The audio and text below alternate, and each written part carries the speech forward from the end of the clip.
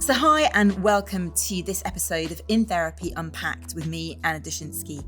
I've been working with Alex for 20 years and we together have developed the therapeutic coaching modality that is what you see Alex using during the In Therapy sessions. So these sessions with me are designed to literally look behind the curtain, look at how Alex is doing what he's doing to hopefully help you to get the most out of watching In Therapy. If you haven't seen the first couple of sessions with Paul or even the first couple of sessions of In Therapy Unpacked with me, really worth watching those just for the context. And please note that there are themes of real grief, trauma, loss and suicide in these sessions. So to please be aware of that as you watch. Right, let's go.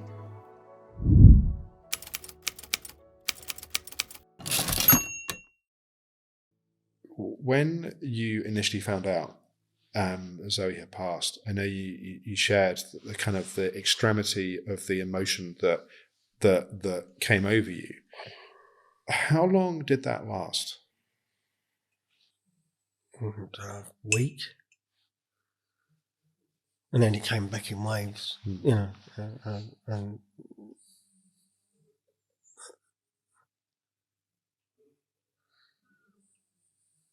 well, what's happening right now?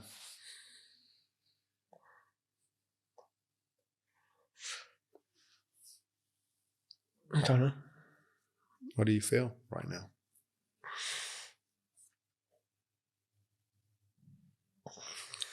So I'm just trying to keep a lid on it. What is it you're trying to keep a lid on? I'm not sure. It's just I just find myself holding something back. It's probably the same feeling as I had that first moment. What's the story of what would happen if you didn't have the lid on it and you just let the feeling be there? Probably wouldn't be here. Say more. Just the point. Well, the feeling feels a certain way, which is probably rage, hate, anger, frustration, sadness, devastation. There's a whole load of feelings that are in there. There's a difference between that feeling running your life and you letting yourself feel that feeling. And do you remember when we talked about the little boy inside of you? And I said, he's not the problem, you're the problem. And what I meant by that, and I know you understand what I meant by that, was that it wasn't about putting him in charge of your life and then he can run the show.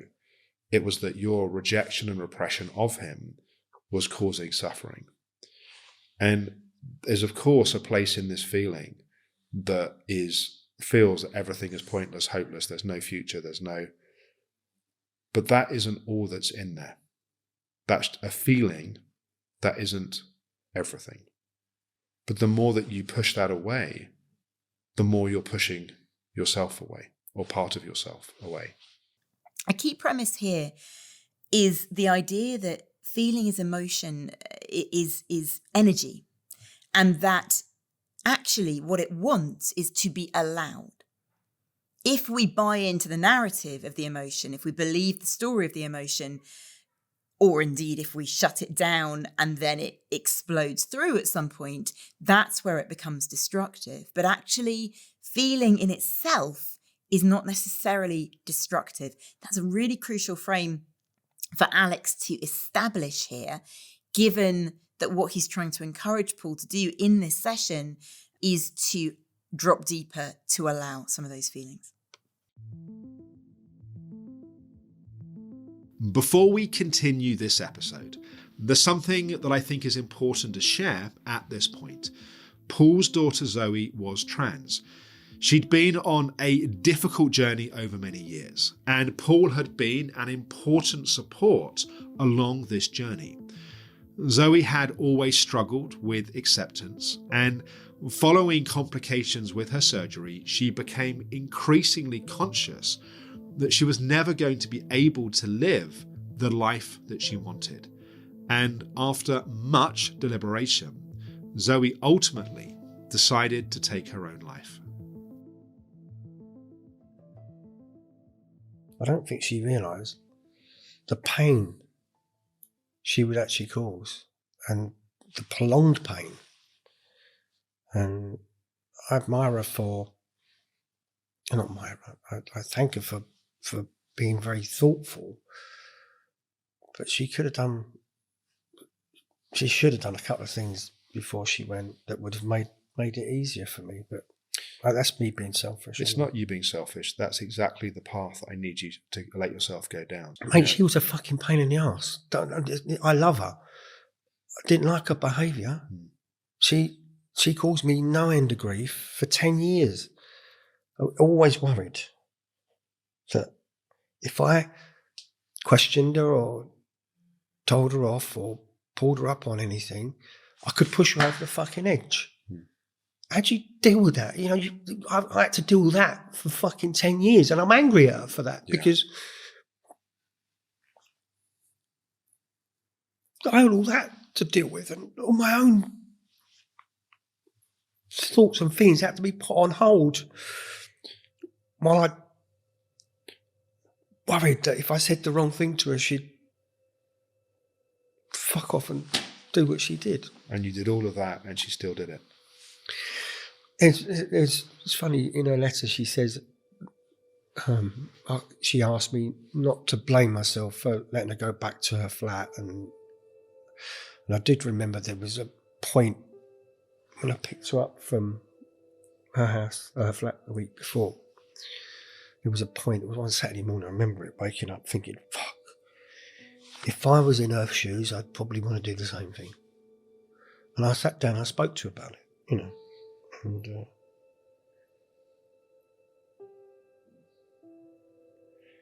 I sort of think about it as if it was me giving her permission to go. And I enabled her to go with peace because Dad understood why I was doing this, why she was doing this. And I feel a bit guilty about it.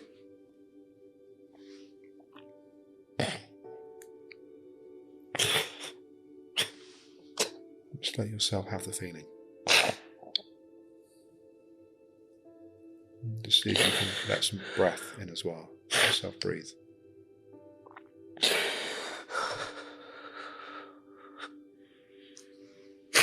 Have you got any tissues, please?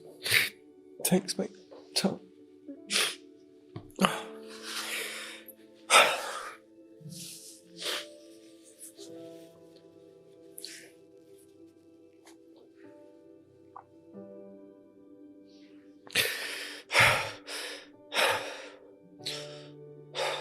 I think part of what's so difficult is that your love for her is also tied up with a lot of other feelings.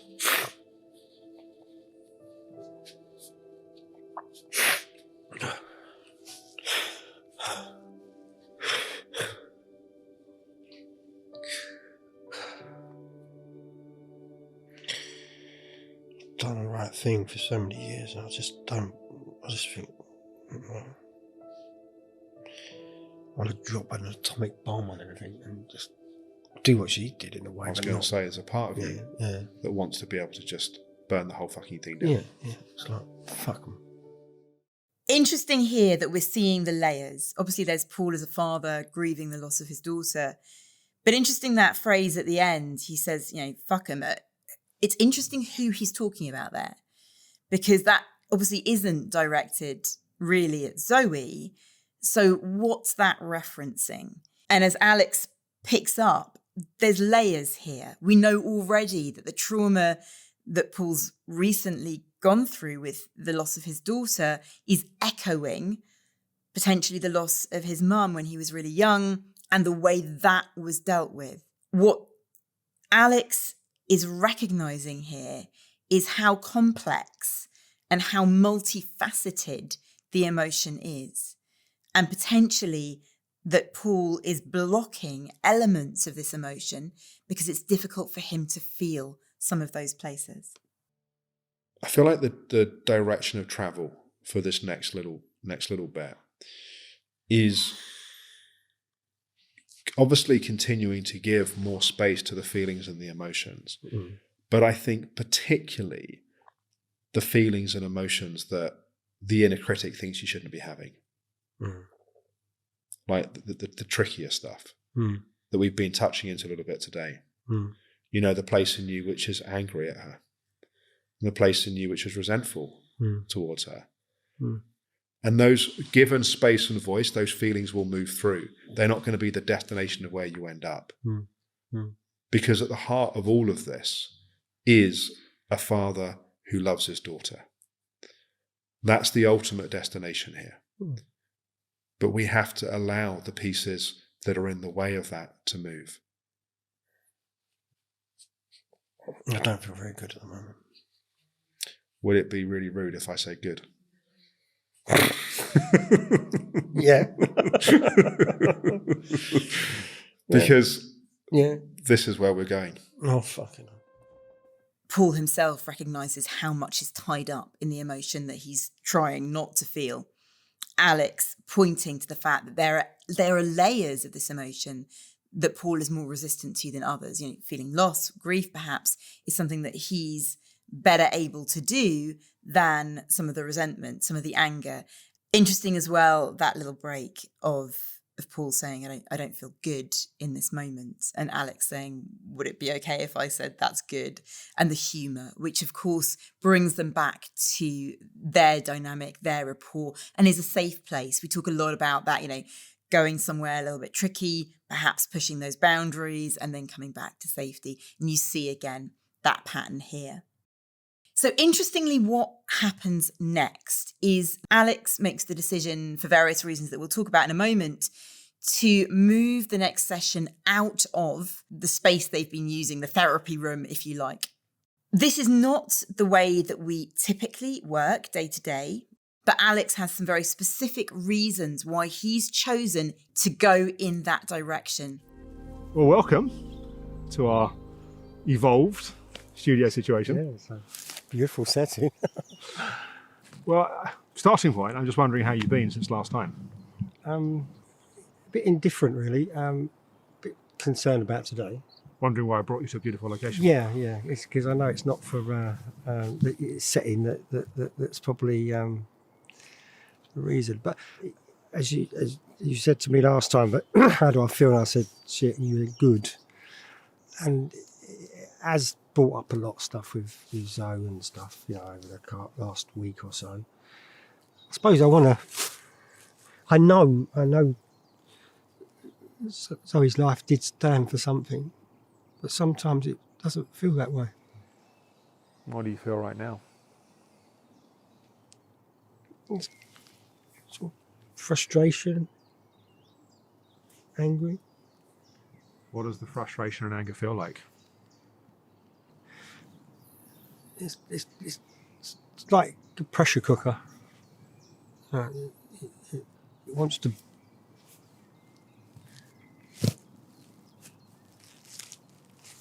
just be released, I suppose. So Alex, I'm interested, it's obviously a fairly bold move to move out of what Paul's known, which is literally this environment together, and to take it out into the woods. I'm wondering what your thinking was at that point and where your sense was about kind of what was happening for Paul. Yeah, I think where we'd reached at this point in Paul's work was he had really good awareness about what was happening, why it was happening. But my concern was we were in danger of now talking about the issue rather than really working the issue. And there are sort of inevitable constraints to being in a therapy room. There's constraints to the role that we play as practitioner, to the role that the client plays. The fact that there's not a lot of space sometimes to be able to move. I just sort of had the thought, well, wouldn't it be interesting to do something outside of the therapy room?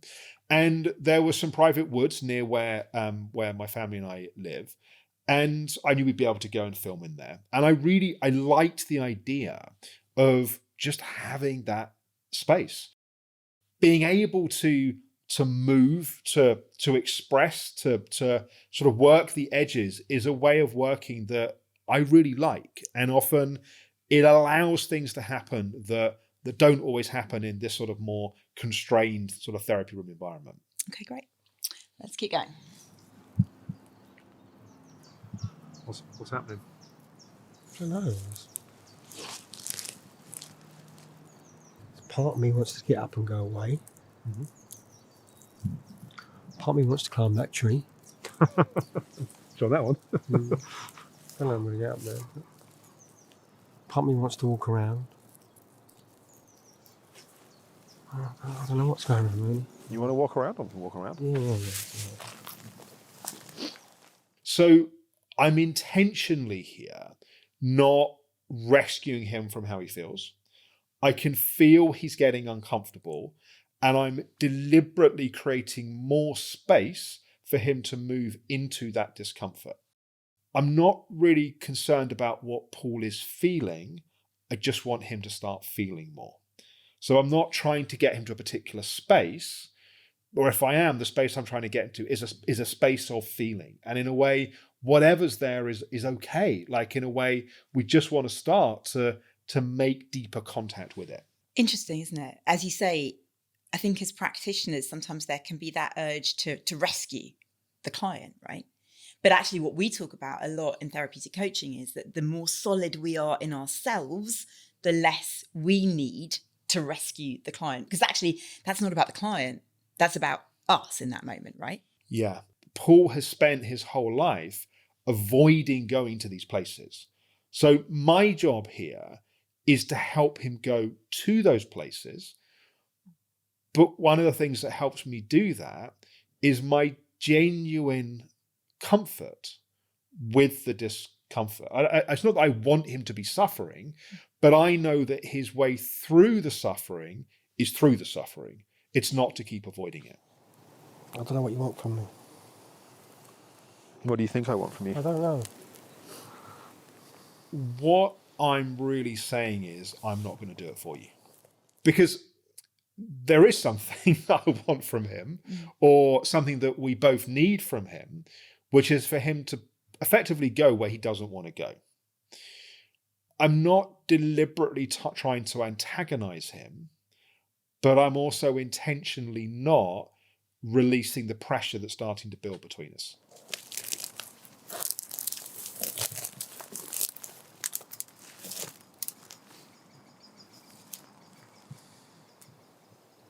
I feel silly.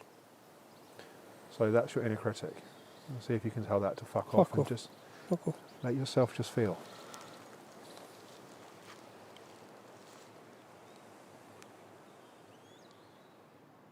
What do the feelings want to do right now?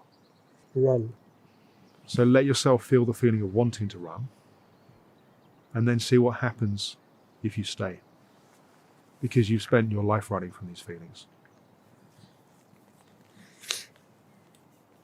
I don't want to do what you want me to do. Whatever it is you want me to do. And So is there a place I'm where... backing off and I'm thinking, right, okay, so where am I safe? Yeah. So do you want to find out where you are safe? I want to sit by that tree. Okay. By the tree.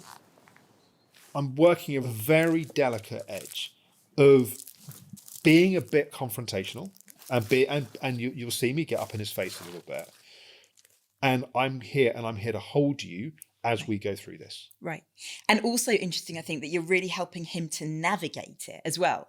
So as he's giving you that I'm silly, you feeding back what you've already framed and set up with him, that's your inner critic. You're helping him navigate the experience of it, right? Well, also, and that's a good example of something that we'll see more of here, is we're now starting to, in a way, mine the jewels of the work we've been doing in the sessions up until this point. So the fact that he understands that he defends against his feelings, the fact that he understands he has an inner critic, the fact that he understands he needs to move towards his feelings, all the work we've seen till this point is what allows us to do this. Paul is doing the hard work here, right? Like, I'm holding him, I'm at times challenging him, I'm building the container and we're together, but I'm supporting building this container that allows this work to happen. But he is the one that's doing the real work. That's going to hurt, you're right. Yeah. Where do you want me to be? Thank you. don't give a fuck where you are, really.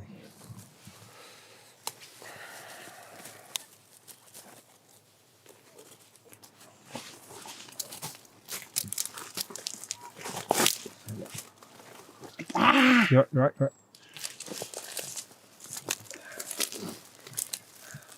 Amongst all these forms, it's probably how I feel. Like, move your leg. Oh, fuck, yeah, up, everywhere.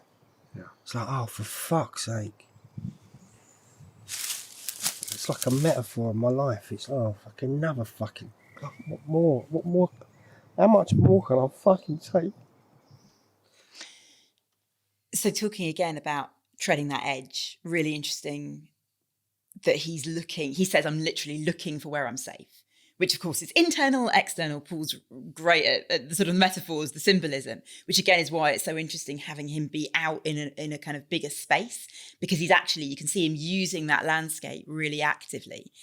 And your response, which at that point is not to challenge, is to say, find where you're safe. Go find the place that you're safe. Where do you want to be? And where do you want me to be? Really allowing him to kind of dictate that piece of it. Yeah, there's a couple of, as you point to, a couple of really interesting dynamics there. One of which is the sort of presupposition of find out where you're safe, which of course presupposes there's somewhere he's safe. So that's important. And then exactly giving him that sense of, well, you're in control. So where do you want me to be? And so it's this sort of sense of, although I'm kind of creating, or we're co-creating this container, it's like he does have agency within that. Which, of course, we know from his history, he didn't have any of. And so it's so important that he is empowered in this moment, and that you are ensuring that he finds those places of safety. Interesting, I think, of course, that the place he chooses to sit at that point is a place that he's actually in pain. And right? for the record, it was incredibly thorny and uncomfortable. Like, of all the places he could have sat in those woods, I mean, it was just as you see me trying to move those thorns. I mean, it was in the moment. I remember thinking, this is an extraordinary metaphor for what really exactly what we're working with. And remembering back in one of the previous sessions around the sort of going and hiding under the table, and here he is there, the little boy, trying to get his place of safety, and there's thorns all around him. Feels like I've been stuck here for my whole life. Yeah. Well, part of you has. I keep trying to neutralise it. Don't matter. Doesn't matter. It's all right. It's all right. What happens if you don't neutralise it and you just let it be there?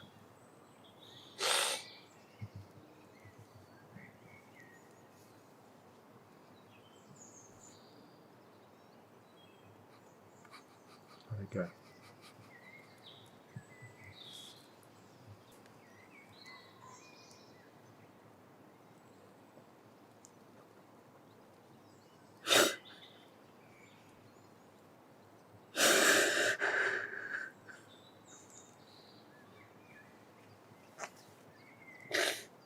Just keep breathing. Just let it be.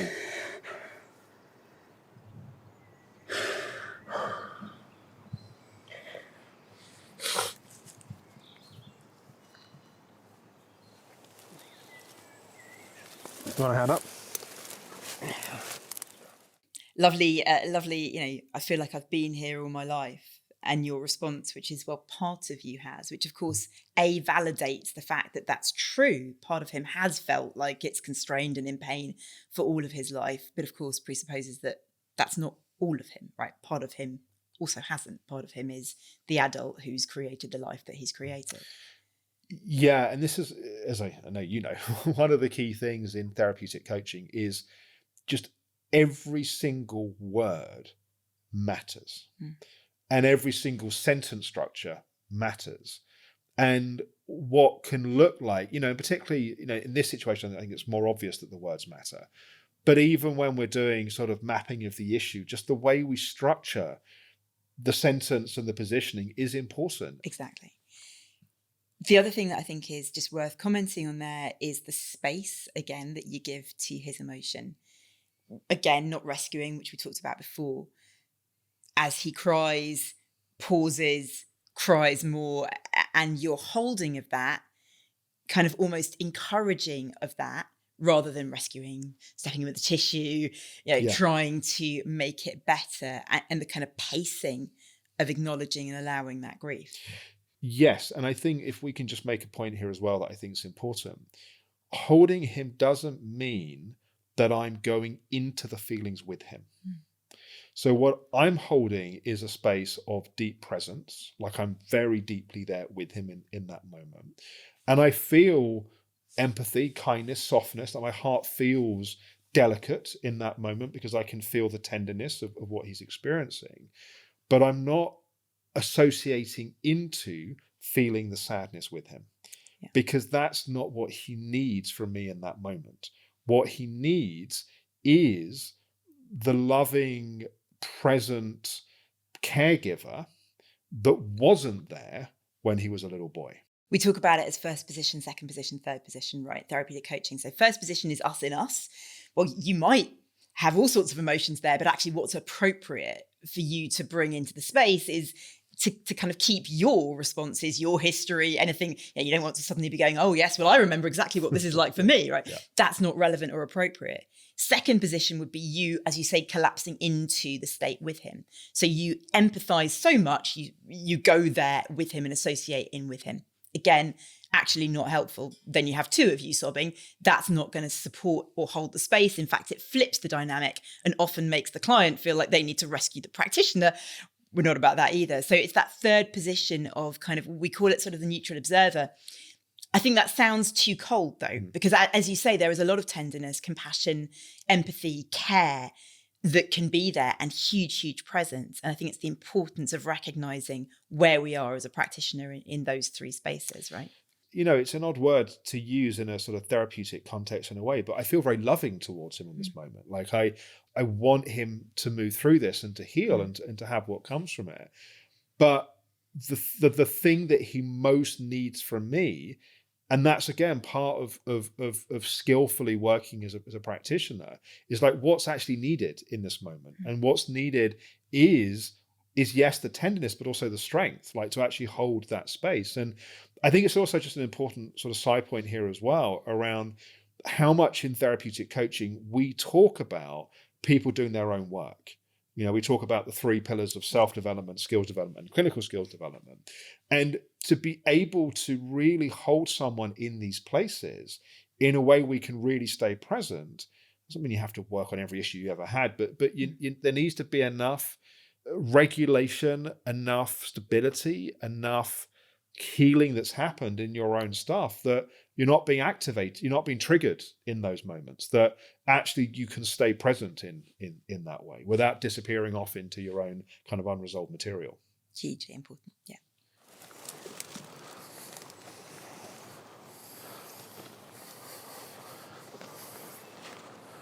Tell me how it feels. What's the felt sense of it?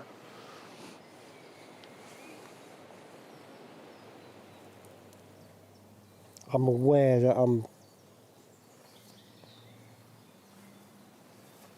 trying to take control of something I can't take control of. If that makes any sense. Yeah. What would happen if you weren't in control? What do you fear? What would happen if you weren't in control? Imagine that dream of my life, right? That beautiful, whatever tree it is, oak tree, I don't know. Imagine just pushing it over. Just literally try to kick the fucking thing down. Do you have a sense of what the emotion is? So, I'm going to put something out there, and it may or may not be what it is. What it sounds like to me, it sounds like hate. So rage is like fiery, hate is just cold, just wants to just annihilate.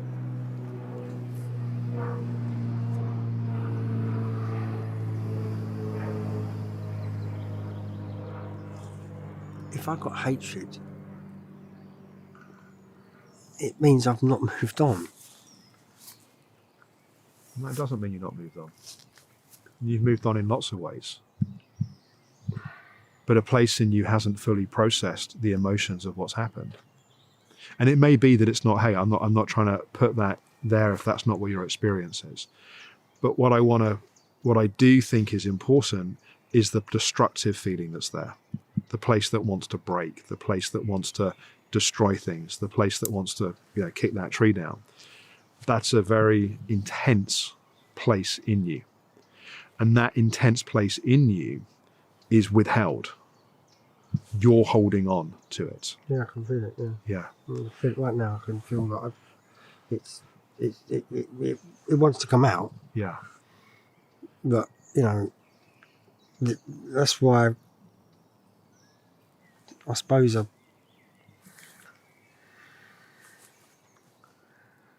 they his feelings or are they mine? Well, they're both of yours. They're his and yours. Because he's part of you. And do I want to own them? I'm fighting with them all the time. Well, whether you own them or not, they're still there. Yeah. So this is not an exploration around whether they exist or not, and whether you like them or not. The fact is they're there. Right. Okay. Right. That's me trying to deflect. I know. That's okay. I caught that. Thanks. So what happens if you, rather than deflect, you actually give more space to the feeling? Just going to pause that there. It's such an interesting piece, isn't it? Because what you see him do, having had that emotional kind of outpouring, is pop it all back in, right? So he starts to analyse.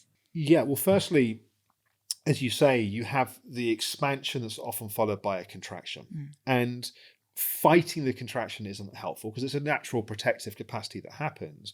But particularly in a context like this, we want to continue to kind of drive that expansion deal.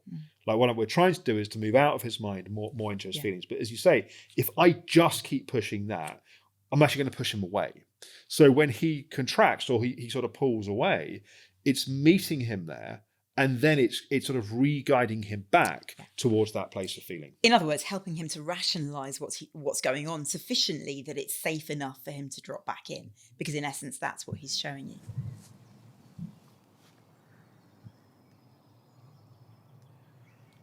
Obviously, there's various kind of slightly cut frames at this point of him just sitting with, okay, what happens if I don't deflect? What happens if I sit with this? Yeah, well, just to say on that, we in edit, Oliver came to me and was like, look, quite a lot of time passes here and it's probably not going to stand up. We need to kind of keep it moving. But there was a lot of time that passed at this point. And in that time, I was sort of very intentionally just doing more of what you're seeing here, sort of giving space to sort of allow the expansion. And it has to, the next piece that comes, yes, it's kind of my job to create the container and to try and sort of to nudge it, but it ultimately has to come from within Paul. What's happening? I want to tell him to fuck off. Yeah, so tell him to fuck off. Fuck off. You just feel the feeling. Fuck off. And say it louder. You want to say it louder? Fuck off! Yeah, good. Fucking leave me alone. Just feel the energy of it. It's fucking silly. What's silly is leaving all of this in your body for another however many years. I know. I fucking keep telling you. Fuck's sake. This is where we've been working to get to, which is the hate, the rage, the anger is being allowed to move. It is a very delicate balance between applying the pressure that's going to allow things to move, but not pushing so far that everything locks down, or not pushing so far that I lose his trust. Fuck off! Fuck off! Fuck off, you cunt! Fuck off!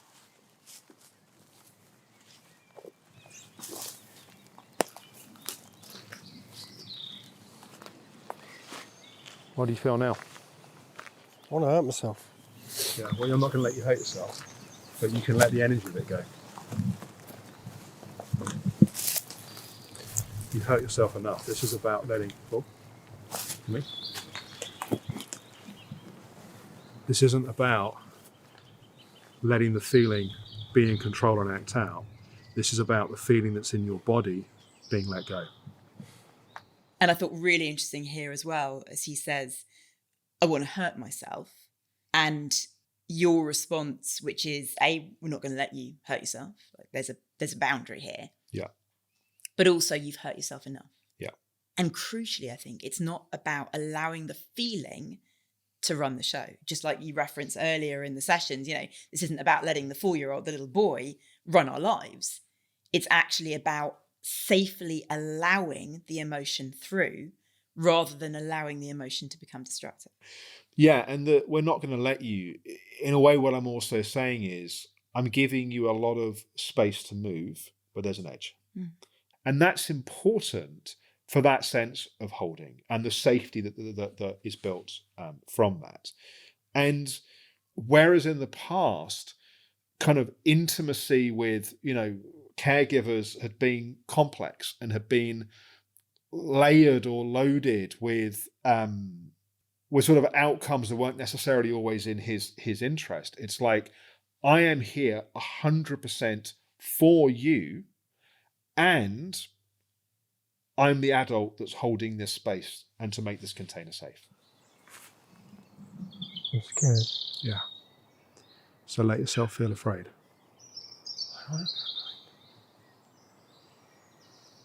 Look at me. Just feel me here. Let yourself feel afraid, but also feel me here. I'm afraid I'll do something silly. Yeah, you're not going to do something silly. I want to walk into them better and then fucking Holly. Yeah. I don't know why. Yeah, because there's a part of you just wants to destroy everything. But underneath that, there's a part of you that feels something else. I feel at this point that we've moved quite a bit of that layer of sort of hate, rage, and anger.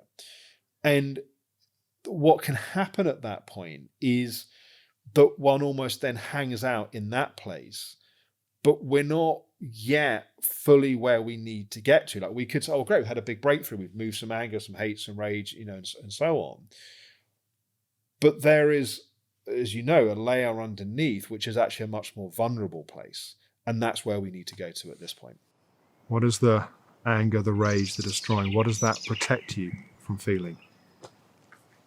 Actually, it's hate. Yeah. Yeah, it is hate. Yeah. It's not towards her, I think. What's it towards? I don't even want to say it.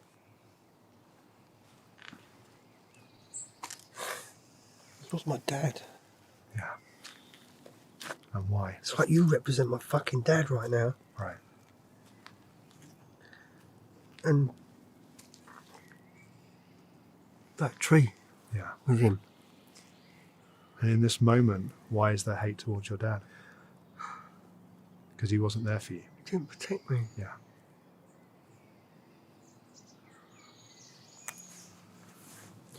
So I want you to feel the boy in you that didn't feel protected.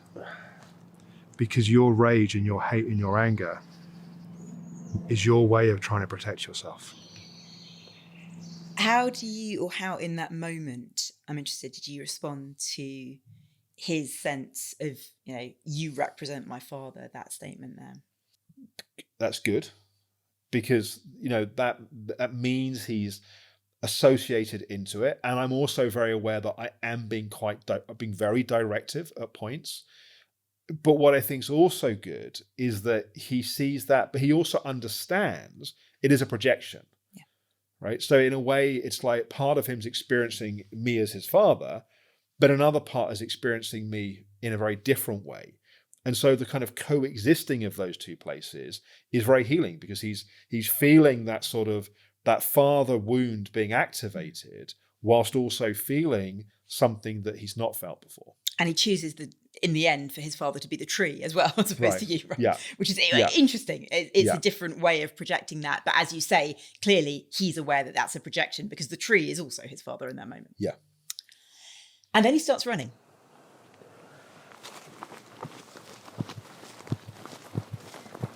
The truth is, in the moment, I didn't know. The container I have is that whatever's going to happen, I know is going to be okay and we're going to handle it. But it doesn't mean at the moment everything happens, I know exactly kind of what's happening. So in the moment, I'm just giving space to what happens. But there's a point where he's kind of running and I'm like, is he just going to keep going? And then, of course, you see he kind of turns the corner and he comes round. Now, in hindsight, having obviously then watched this back and, obviously been involved in sort of helping guide some of the edit, it's like what I realized was when we go into shutdown of a trauma response, we go to a freeze response, part of what's happening in that freeze response, everything shuts down. And, Peter Levine's work very well illustrates this about how animals in nature, that when they don't get to go into their fight or flight, there's often more trauma.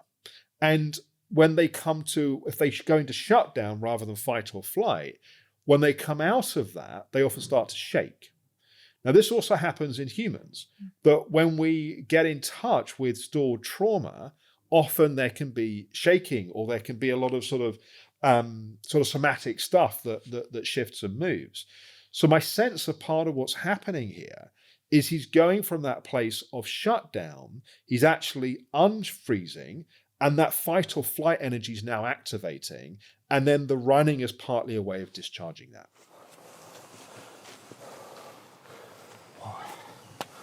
Why?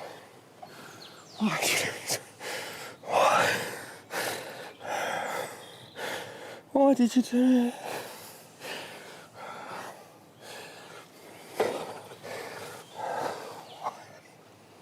Just breathe. Why? I want you to feel into the place of wanting your dad, longing for your dad.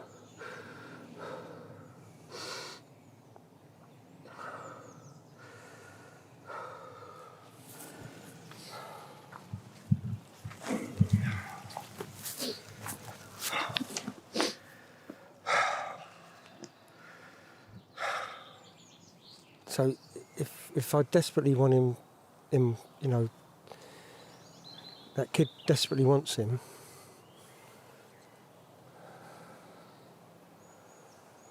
I don't want that. Yeah, because in that place you feel powerless. Thing is, though, this is not about him. This is about what you needed. And I think you need to let the little boy want his dad. I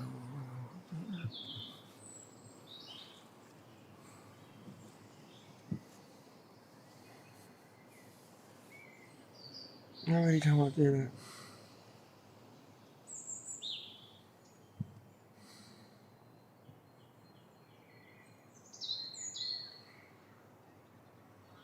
What do you think I should do?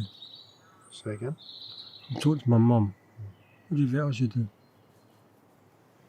I know. That ain't happening. What would she say if she was here right now? She would say, sort it out with him. Because we haven't spoke for years. She'd say, sort it out with him. And my argument to her is, well, look what he did to us. But she wouldn't want that. She wouldn't have wanted what happened. You don't have to forgive or forget what happened. No, I've forgiven him. I just don't want anything to do with him. Yeah. That I accept. Yeah. In fact, I wrote something down the other day about forgiveness. And I prayed, actually. I prayed for forgiveness. And I prayed to forgive those who have ever harmed me. So I haven't got a problem with, he's done what he's done. He's got to live his life. I'm not looking to make any reconciliation. In fact, when I was reaching out to the pair of them. Yeah. Not just him. Just the pair of them. Because that's what I missed. That's what I was robbed of. Yes. Is that, that little unit. And it was never the same after that. It's never going to be the same after you ripped someone away. And it could have been. It could have been very different if he had been more present as a father, you know. And he was hurting. There's no question. And that's why I forgive him, because he had a lot to go through. But I don't have to like the man. And you didn't get what you needed. No. Do you recognise how what you've been doing here has been giving yourself what you needed? Because you've let Probably will do later on. This fucking time, I'm thinking my behaviour was a bit bizarre, to say the least. Well, I'm a little bit embarrassed about it, actually. I don't know. Well, you're inner critic right now. Where is your inner critic? Okay. Yeah, I mean, seriously. Because what you actually did was the thing you were most afraid to do. Yeah. Which was actually to go to the place that you spend your life trying to get away from. I was running around a fucking field. Bashing trees and shit, yeah. So can you actually acknowledge what you just did? Yes, okay. The representation of the tree being my father was quite a big one. Yeah. And him playing that massive role in that how I felt, I wouldn't have pulled that one up. What does this, the journey you've just been on, what does this mean for your relationship with your feelings going forwards? I think I've got more respect for them. I'm sitting here very calm. This position would have normally invoked that little inner child screaming, I suppose, of trying to get out. In a way, he's been let out today. In a way, he wants to be let out. And what I want you to notice is, in letting him out, look where you are now. Because the narrative you had about letting him out was that something terrible would happen. But the truth is that letting him out in a way that was contained and safe, actually what you found was the peace that you were trying to get by shoving him away. But it's palpable. I can feel the place of peace you're in. Very cool. Yeah. Well done. Thank you. Oh, I've got dead legs. A couple of old men trying to get up.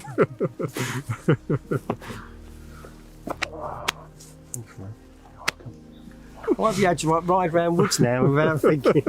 You're running around like a fucking gorilla. Such a good metaphor for this kind of work, isn't it?